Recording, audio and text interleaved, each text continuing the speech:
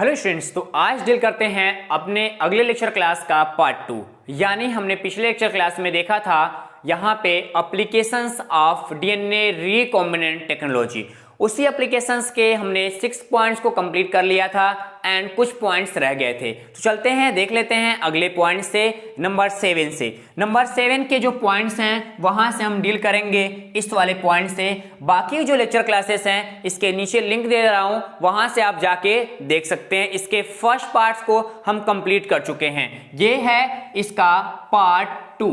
ठीक, तो पार्ट 2 में हम क्या देखेंगे? आज हमको देखना है प्रोडक्शन ऑफ, यहाँ पे कि प्रोडक्शन ऑफ ट्रांसजेनिक प्लांट, यानी जो ट्रांसजेनिक प्लांट्स होते हैं उनका प्रोडक्शन कैसे करते हैं, और ये पूरी की पूरी जो हमारी क्रॉप यहाँ पे इंप्रूवमेंट होती हैं उनको कैसे कंप्लीट किया जाता है। तो बात करते हैं ट्रांसजेनिक जीन्स के बारे में कि ट्रांसजेनिक जीन का मतलब होता है किसी दो जीन्स को कंप्लीट करके डीएनए रिकॉम्बिनेंट टेक्नोलॉजी का हेल्प लेकर बनाया गया जीन्स। किसी दो जीन्स को डीएनए रिकॉम्बिनेंट की सहायता से मिलाकर एक जीन्स के फॉर्मेशंस में बदल देना, और वो जीन्स किसी तीसरे ह्यूमन के अंदर, किसी तीसरे यहाँ पे प्लांट के अंदर, ठीक, हम इनबिल्ट करेंगे। वो इनबिल्ट की जो पावर होती है उसको एक बेहतर ऑर्गेनिज्म का फॉर्मेशंस करती है। यहाँ पे माना जाता है कि आज के समय ट्रांसजेनिक जो पौधे होते हैं, ट्रांसजेनिक प्लांट्स के लिए हम क्या करते हैं, अनेक किस्मों में क्या करते हैं, अनेक किस्म विकसित कर चुके हैं। ये किस्म स्पेशली कीट प्रतिरोधी होते हैं, कीट मतलब इंसेक्ट रेजिस्टेंस होते हैं, डिजीज रेजिस्टेंस होते हैं एंड वायरल रेजिस्टेंस होते हैं। उसके साथ साथ ये स्पेशली जो बायोलॉजिकली फैक्टर्स होते हैं उनके रेजिस्टेंस होते हैं, हर्बिसाइड रेजिस्टेंस होते हैं। ऐसे रेजिस्टेंस पावर को उनके बॉडी में इनबिल्ट करने के लिए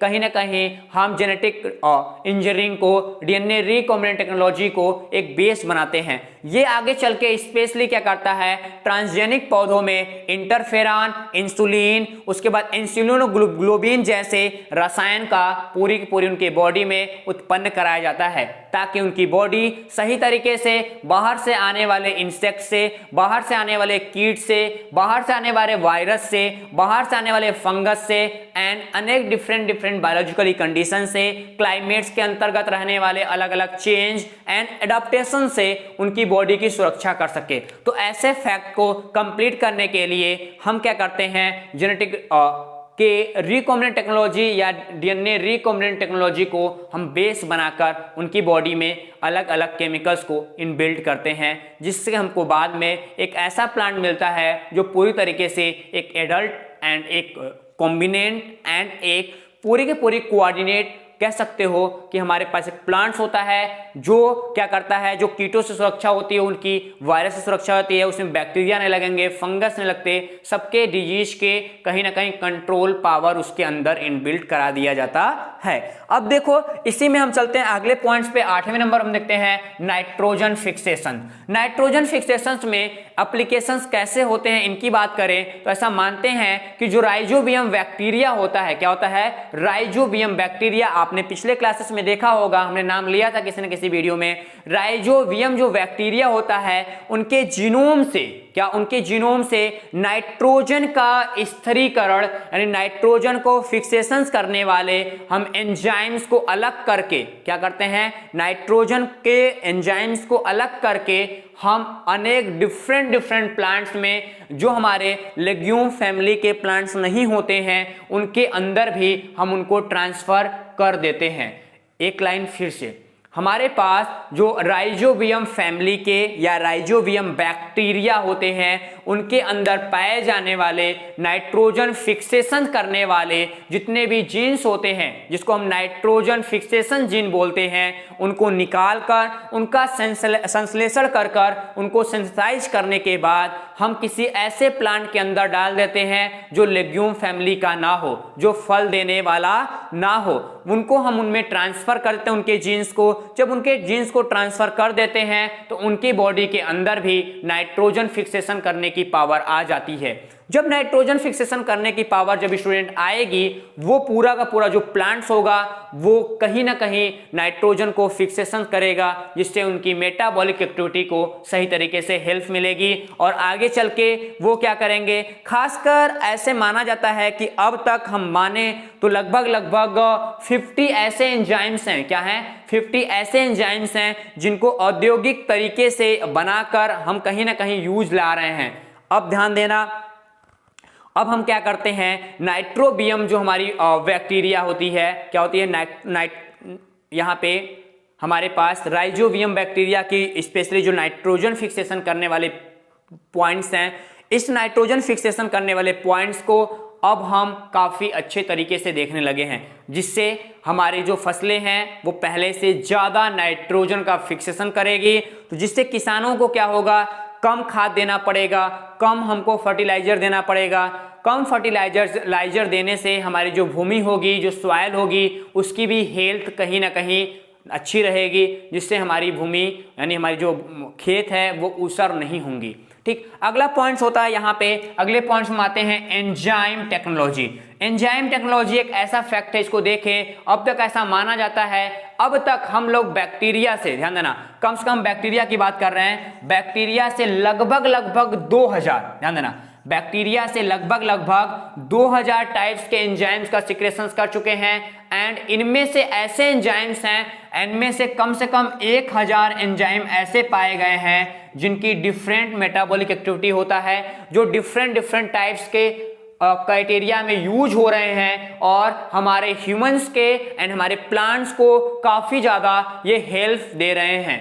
एंजाइम्स का मतलब होता है किसी भी रिएक्शंस को कंप्लीट कराना एंड उसको स्टार्ट करना, खासकर स्टार्ट कराना एंड कंप्लीट करने की बात करता है। एंजाइम हमारे मेटाबॉलिक एक्टिविटी के लिए काफ़ी ज़्यादा इंपॉर्टेंट है, जिनमें से इस 1000 में से 50 ऐसे एंजाइम्स हैं जो सबसे ज़्यादा पॉपुलर हैं और इनको औद्योगिक विधियों में हम काफ़ी ज़्यादा यूज कर रहे हैं। जैसे हम एक एंजाइम की बात करें, ये एंजाइम स्पेशली जो हमारे पाउडर, घड़ी पाउडर बनते हैं, डिट रेंज कह सकते हो, डिट रेंज एंड स्टार्च बनाने के उद्योग में काम आ रहे हैं। एंड डिफरेंट जो हमारे एंजाइम्स होते हैं, ठीक, उनको किण्वन कराने में कह सकते हो, फर्मेंटेशंस में हम यूज कर रहे हैं, शराब बनाने में, और जो हमारे वाइन्स हैं उनको फॉर्मेशंस करने में, अलग अलग डिफरेंट टाइप्स के मेडिसिनल पॉइंट्स में, डिफरेंट पॉइंट्स के प्रोटीन्स पाउडर के फॉर्मेशंस में हम कहीं ना कहीं एंजाइम्स का काफ़ी ज़्यादा यूज कर रहे हैं, इसी एंजाइम टेक्नोलॉजी की हेल्प लेके। इस एंजाइम टेक्नोलॉजी में क्या होता है स्टूडेंट कि एंजाइम्स को आज काफ़ी ज़्यादा स्पेशली बायोसेंस के रूप में, अब तो ऐसे एंजाइम हमारे क्राइटेरिया हमारे इंडस्ट्री में अवेलेबल हो चुके हैं मेडिकल साइंस में, जिसको हम बायोसेंस के नाम जानते हैं। बायोसेंस का मतलब होता है कि ये ऐसे एंजाइम्स होते हैं जो हमारी बॉडी में जाने के बाद अपने हिसाब से पूरी मेटाबॉलिक एक्टिविटी करते हैं, मतलब वो एक बायोलॉजिकली सेंस के हिसाब से हमारी बॉडी में पूरी वर्क करते हुए नजर आते हैं। ठीक, अब ध्यान देना स्टूडेंट, इसी एंजाइम की जब कहानी बढ़ती है थोड़ी सी आगे, ठीक, बायोसेंस का मतलब होता है कि वो जब बॉडी में जाएंगे तो अपने हिसाब से वो काम करते हुए नजर आएंगे।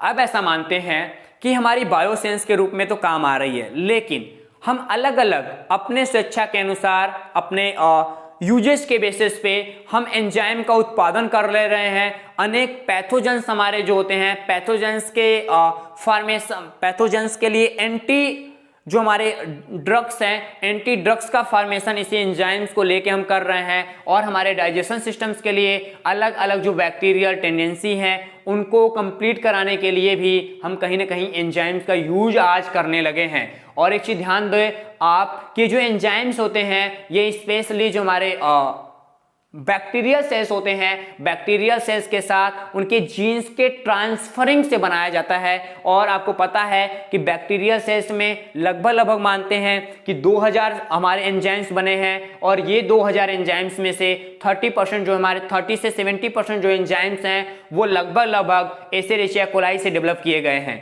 ठीक, अब बात करते हैं फूड प्रोसेसिंग की। फूड प्रोसेसिंग भी हमारे डीएनए रिकॉम्बिनेंट का एक हिस्सा है, इस चीज को आप भूल ना जाना। ठीक, देखो स्टूडेंट, जब बात करते हैं फूड प्रोसेसिंग की, सबसे एक लाइन में हम बोलना चाहेंगे फूड प्रोसेसिंग की, ये डीएनए रिकॉम्बिनेंट को इसको काफी ज्यादा हेल्प मिला है। खासकर हम माने कि पहले समय में माइक्रो ऑर्गेनिज्म, ध्यान देना, हम ऐसे काफी छोटे छोटे हम जब भोजन या फिर कुछ फूड की प्रोसेसिंग करते हैं तो उनमें संचित करते हैं, उनके खाद्य पदार्थों को संचित करते हैं, स्टोरेज करते हैं। स्टोरेज करने में हमको माइक्रो ऑर्गेनिज्म की हेल्प लेनी पड़ती है। जो माइक्रो ऑर्गेनिज्म की हेल्प लेनी पड़ती है, उस हेल्प में हमारे पास डीएनए रिकॉम्बिनेंट टेक्नोलॉजी बहुत बड़ा हेल्प करता है। यदि बात करें डीएनए रिकॉम्बिनेंट के यदि दूसरे फेज में, तो जो हमारे पास अलग अलग माइक्रो ऑर्गेनिज्म होते हैं, उनको हम क्या करते हैं, बायोमास के बेसिस पे क्या करते हैं, बायोमास के बेसिस पे एनिमल एंड प्लांट्स हमारे जो हैं, बायोमास के बेसिस पे एनिमल एंड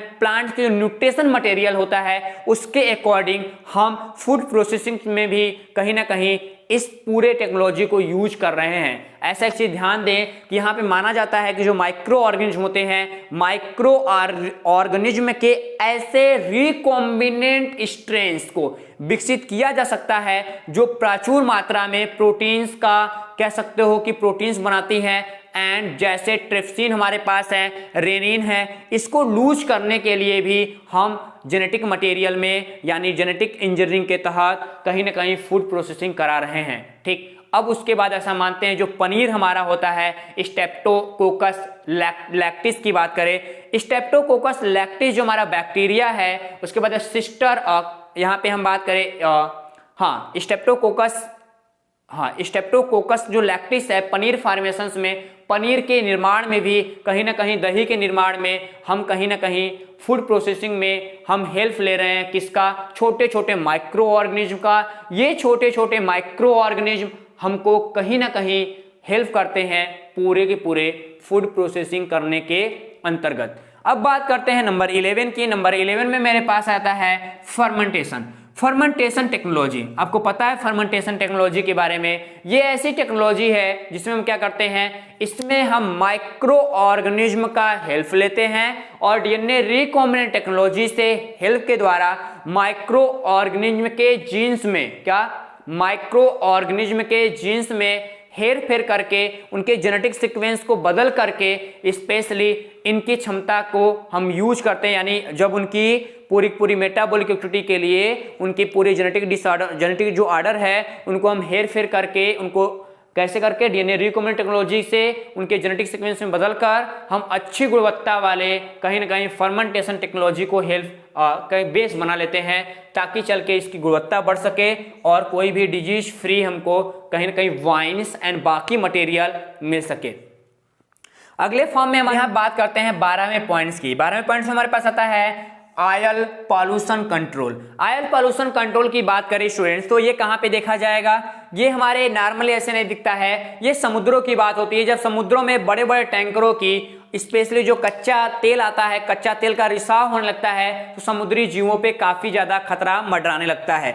जब ज्यादा खतरा मंडराने लगता है तो वहां पे हमारे पास ये जो हमारे डीएनए रिकॉम्बिनेंट है वो कैसे हेल्प कर रहा है, इसके बारे में थोड़ा सा देखेंगे कि जब समुद्रों में कच्चे तेल का रिसाव होने लगता है, तो एक रिसाव देखा गया था कब, एक रिसाव देखा गया था 1979 में 1979 में एक रिसाव देखा गया था। ये रिसाव क्या किया था, स्पेशली एक बैक्टीरिया था, ध्यान देना, ये रिसाव प्रूफ अनादा कहते हैं इसको। ठीक, तो प्रूफ अनादा बेसिस पे एक रिसाव हुआ और वहां पे देखा गया कि जो बैक्टीरिया प्लाज्मोडियम था, क्या था, बैक्टीरिया प्लाज्मोडियम का एक सुपर वीक स्ट्रेन विकसित किया। ठीक, क्या किया, सुपर वीक स्ट्रेन विकसित किया। ये जो सुपर वीक स्ट्रेन था, ये वहां पे जो रिसाव हुआ था, वहां पे जो हाइड्रोकार्बन थे, खनिज तेल के जो हाइड्रोकार्बन थे, हाइड्रोकार्बन्स को पूरा का पूरा कंप्लीट कर दिया, यानी उसको समाप्त कर दिया। जब वो हाइड्रोकार्बन को समाप्त कर दिया, क्योंकि वो कीमोसिंथेसिस थे, कैसे बैक्टीरिया थे, वो कीमोसिंथेसिस बैक्टीरिया थे जो केमिकल का पूरी तरीके से ऑब्जर्वेशंस करते थे। अब इनमें एक ऐसा प्लाज्मिड होता है और ये प्लाज्मिड पूरे के पूरे जीन्स को, ऐसे प्लाज्मिड होते हैं, इनके प्लाज्मिड में डिफरेंट 4 टाइप्स के जीन्स को मिलाया जाता है। मिलाने के बाद एक सुपर वीक स्ट्रेन बनाया जाता है किसी भी बैक्टीरियल सेल्स के लिए। अब ध्यान देना, इसलिए नाम उसका है सुपर वीक। अब बात करते हैं यहाँ पे अगले पॉइंट्स में 13वें नंबर पे। 13वें नंबर पे हमारे पास आता है, यहाँ पे हम देखेंगे कि जो हमारे पेस्टिसाइड्स होते हैं, क्या होते हैं, पेस्टिसाइड्स होते हैं। पेस्टिसाइड में मतलब होता है, यहाँ पे हम कीटनाशक की बात करें, इसको पीड़कनाशी कहते हैं। क्या कहते हैं, पीड़कनाशी। तो यहाँ पे पेस्टिसाइड्स जो निम्नीकरण होता है माइक्रो ऑर्गेनिज्म के बेसिस पे, यदि हम इनको देखना चाहें तो ऐसा मानते हैं कि हमारे पास नगाना है। नगाना जैसे नगाना आदि ने ऐसे बैक्टीरिया या फिर ऐसे बैक्टीरियल सेल्स को विकसित किया जो पूरी तरीके से क्या थे, ऐसे पेस्टिसाइड से ऐसे निम्नीकारक थे जो प्लाज्मिड थे एंड उनके साथ डिफरेंट टाइप्स के बैक्टीरियल्स के प्लाज्मिड्स को आपस में मिलाया गया था। क्या था, बैक्टीरियल के प्लाज्मिड्स को आपस में मिलाकर एक सुपर वीक स्ट्रेन तैयार किया गया था। ये सुपर वीक स्ट्रेन जो होते हैं वो बेंजीन को, नेफ्थलीन को, उसके बाद नाइनॉल को, एंड टाइलुइन को, ऑक्टेन को, हेक्सेन को एंड हाइड्रोकार्बन के डिफरेंट केमिकल्स को पूरी तरीके से कह सकते हो कि लूज कर देते हैं, खत्म कर देते हैं। और ऐसा मानते हैं इसमें फ्लोरोबैक्टीरिया, फ्लोबो कहते हैं इसको, फ्लोबोबैक्टीरिया फैमिली के पूरे जो फैमिली होती है वो काफी ज्यादा यूज होती है। और उस फैमिली की ओपीडी जीन, ध्यान देना कैसे, ओपीडी जो जीन होता है, ओपीडी जीन भी सबसे ज्यादा हेल्प करता है उसके निम्नीकरण में। अब यहां से ध्यान देना, इनसे स्पेशली पेराथियोन एंड मेथापेराथियोन की जैसे हमारे पास पैथियोन होता है एंड मेथापेथियोन होती है, इन भी जीन्स का हम निम्नीकरण यानी पूरी तरीके से उसको डीजेंडिंग, क्या डीजेनरिंग कह सकते हो कि हाँ ठीक चलते हैं। ओपियर जो जीन होता है वो स्पेशली क्या करता है, जो हमारे पास पेरथियोन होता है एंड मेथिल पेरथियोन होता है, इनका भी हम सही तरीके से कह सकते हो निम्नीकरण कर सकते हैं। और आज के कल्चर में हम देखें तो डिफरेंट कैटालिसिस के बेसिस पे हम समुद्र के कच्चे मटेरियल को नहीं हटा पा रहे हैं, लेकिन कुछ बैक्टीरिया सेल्स हैं, बैक्टीरिया सेल्स का जो ओपीडी जीन्स हैं ये सबसे ज्यादा हेल्प करते हैं किसी भी केमिकल्स को समुद्रों से हटाने के लिए। यानी क्यों, क्योंकि बैक्टीरियल सेल्स का जो फ्लोवी बैक्टीरियम है, क्या है, फ्लोवी बैक्टीरियम की जो अलग अलग स्पीसीज हैं वो सबसे ज्यादा यूज आ रही हैं अब हमारे समुद्रों में तेलों को बचाने के लिए एंड केमिकल्स को सही तरीके से बचाने के लिए। अब उसके बाद हमारे पास आता है यहाँ पे बायोमेडिसिन। तो बायोमेडिसिनल की टेंडेंसी में देखें तो बायोमेडिसिन की, ठीक, तो अब देखो बायोमेडिसिन,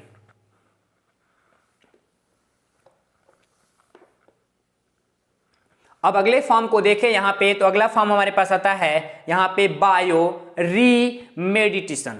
तो बायो रीमेडिटेशन में हमको यही नजर आता है जैव उपचार में कि आनुवंशिक इंजीनियरिंग की बेसिस बात करें, जेनेटिक इंजीनियरिंग के बेसिस बात करें तो माइक्रो ऑर्गेनिज्म के साथ साथ जो उनके अलग अलग डिफरेंट ऑर्गेनिज्म हैं उनको वातावरण यानी जो हमारा एनवायरनमेंट है, एनवायरनमेंट का जो पॉल्यूशंस हैं, पॉल्यूशंस को सही तरीके से कंप्लीट करने के लिए, ठीक, क्या करते हैं, पॉल्यूशंस को सही तरीके से कंप्लीट करने के लिए कहीं ना कहीं हमको बायो रीमेडिसन की जरूरत पड़ती है। अब ये बायो रीमेडिसन क्या है इसके बारे में आपको बताना चाहूंगा कि जो जिन स्पेशली अलग अलग जो केमिकल्स होते हैं ये हमारे एटमॉस्फेयर में बाहर आ जाते हैं। जब एटमॉस्फेयर में बाहर आते हैं, हमारे एनवायरनमेंट में बाहर आते हैं, ये डिफरेंट टाइप्स के कह सकते हो कि डिजीज क्रिएट करते हैं। जैसे आपने देखा होगा टॉक्सिन रसायन आने लगते हैं, अभी दिल्ली में हुआ था, पूरा एटमॉस्फेयर गंदा हो गया था, ठीक। तो वो जो पूरा एटमॉस्फेयर उनके लिए हम क्या करते हैं, घरों में स्पेशली क्या करते हैं, छोटे केमिकल्स लाते हैं, छोटे डिब्बे लाते हैं, मशीन लाते हैं, रिफाइनिंग मशीन लाते हैं, एयर रिफाइनिंग लाते हैं, ठीक। जो एयर रिफाइनिंग मशीन्स होते हैं उनके अंदर भी केमिकल्स भरे होते हैं। ये केमिकल्स बाहर जब निकलते हैं, वो कब जब बाहर निकलते हैं तो उनमें से जो भी केमिकल्स बाहर निकल रहा है वो स्पेशली डिफ्यूजन के मेथड से रूम तक जाता है। वहां पे पाए जाने वाले हाइड्रोकार्बन्स, डाइज एंड वहां से जितने भी हमारे धूल एंड धुएं हैं उनको वो पूरी तरीके से खत्म कर देता है, रिमूव कर देता है। इसी पूरे फॉर्म को हम क्या कर रहा है, बायो रीमेडिटेशन के नाम से जानते हैं। ठीक। अब देखो ये रहा पूरा एप्लीकेशन ऑफ रिकॉम्बिनेंट टेक्नोलॉजी। काफी बड़ा लेक्चर क्लासेस रहा, इसलिए मैंने पार्ट 1 एंड पार्ट 2 में इसको कंप्लीट किया। एंड अगले क्लास में लेके आते हैं आपके लिए 2 वैक्सीन पढ़ना है, हेपेटाइटिस बी एंड HIV। तो हेपेटाइटिस बी को मैं जल्द लेके आ रहा हूं अगले वीक में। अब पढ़ेंगे हम बॉटनी। तब तक के लिए आप सभी को जय हिंद।